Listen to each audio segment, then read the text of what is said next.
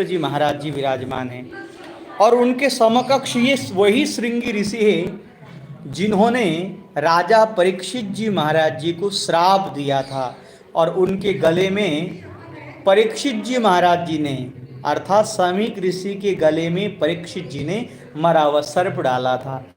तो चलिए हम आप सबको छोटी सी एक कथा सुनाते हैं।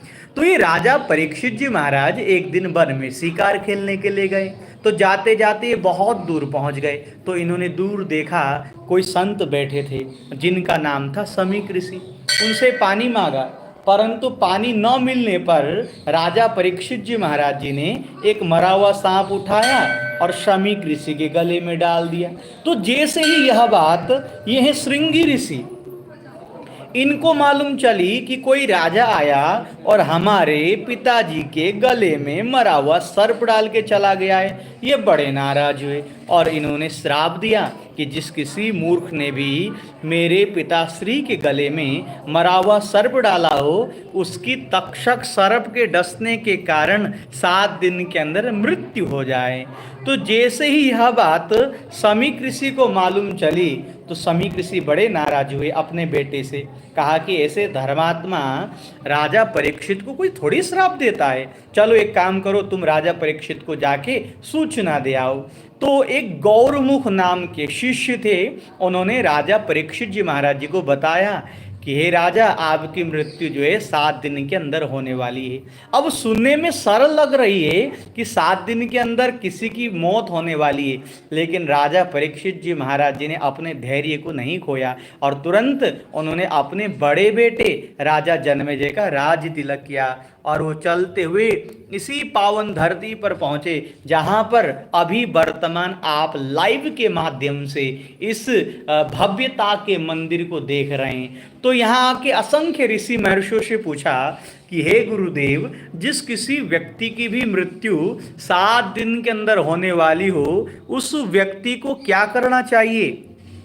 तो कोई एक व्यक्ति कुछ निचोड़ न निकाल पाया कि आखिर उस व्यक्ति को क्या करना चाहिए जिसकी 7 दिन के अंदर मृत्यु होने वाली हो। तो उसी समय ये देखिए भगवान सुखदेव जी महाराज जी प्रकट हो गए और भगवान सुखदेव जी महाराज जी ने कहा, बोले ऐसे व्यक्तियों को श्रीमद् भागवत महापुराण की कथा सुननी चाहिए जिसके प्रभाव से आपको ही नहीं संसार में रहने वाले समस्त प्राणियों को जो है मुक्ति मिल जाएगी।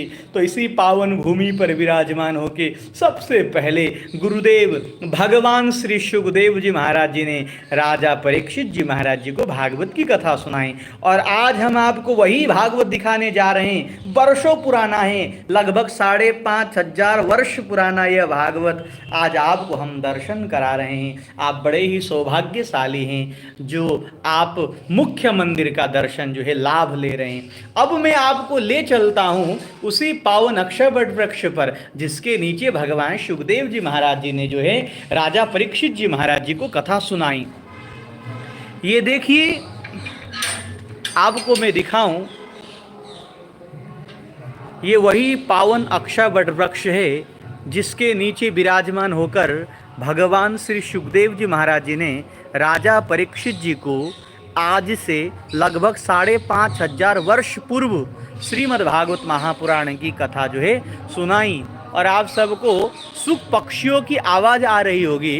ये जो ऊपर सुख पक्षी रहते हैं ये ऐसा माना जाता है कि आज भी जो है यहाँ पर सुखदेव जी महाराज जी साक्षात रहते हैं। और सबसे बड़ी बात यहाँ की है, यहाँ पर परिक्रमा करने से व्यक्तियों की मन्नत पूर्ण हो जाती है। और उससे भी बड़ी बात, यहाँ पर भगवान गणेश जी महाराज जो है अपने आप प्रकट हुए हैं। तो चलिए सुखतीर्थ धाम की ओर चलते हैं। अब पुनः जो है आप सबको यहाँ का नज़ारा मैं दिखाऊं, कितना सौंदर्यता, कितनी साफ़ सफाई यहाँ पर है। बहुत साफ़ सफाई का ध्यान रखा जाता है और यहाँ पर ऐसे अक्षय वट वृक्ष का दर्शन किया जाता है। दूर दूर से जो है लोग आते हैं। तो आप सबको बहुत बहुत राधे राधे। और आप पहली बार यदि यहाँ आए हैं तो इस वीडियो को ज़रूर सब्सक्राइब करें, लाइक करें और यदि आपको अच्छा लगे तो आप सभी को जो है ज़रूर प्रेरणा दें। आप सभी को एक बार अंतिम भगवान श्री कृष्ण का दर्शन करा के मैं अपनी वीडियो को विश्राम कराता हूँ। आप सबको जय श्री कृष्णा, जय श्री राधे। स्वातंत्र्य करोनाच्या वर्षात